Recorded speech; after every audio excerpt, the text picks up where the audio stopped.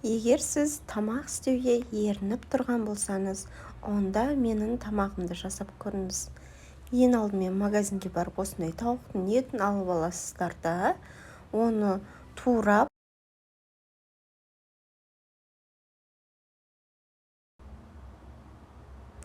енді бізге бір штук пиязымыз қажет болады. Оны да турап аламыз.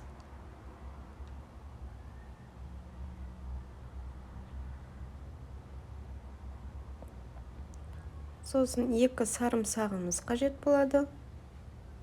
Сосын 1 штук сосын 3 штук картоп қажет болады. Оны да кубиктап турап, қызып тұрған майымызға ең алдымен мен тауық етін қуырып алатын боламын. Бірақ сіздер кейбіреулеріңіз бірінші пиязды қуырып аласыздар. Әркімде әрқалай. Үстіп етімізді жақсылап қуырып аламыз да, үстіне пиязымызды салып бірге қуыратын боламыз.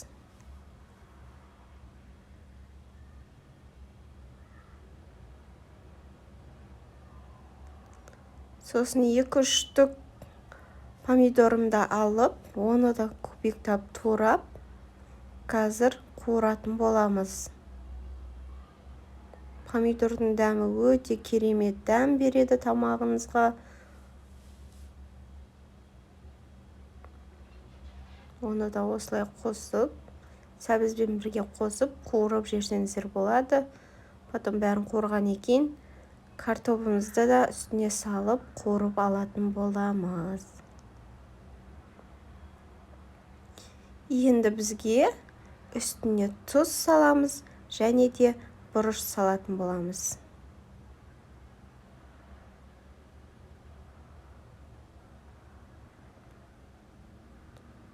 Енді үстіне 1 стакан суымызды құйып, бір қайнатып алғаннан соң, жай отта пісіріп алатын боламыз.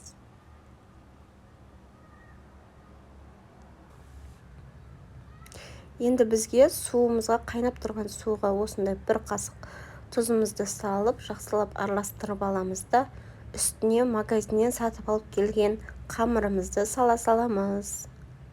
Сосын оны жақсылап пісіріп алған соң, оны осылай сүзгішпен сүзіп алып, жайғастырып, үстіне жаңағы жасап қойған подливімізді үстіне құя саламыз. Сонымен біздің тамағымыз дайын болып тұр. Оп-оңай, көп уақытта алмайды. Және де ең дәмді болып шығатын тамақтардың бірі. Жасап көріңіздер. Сіздерге ұнайтынына сенімдімін.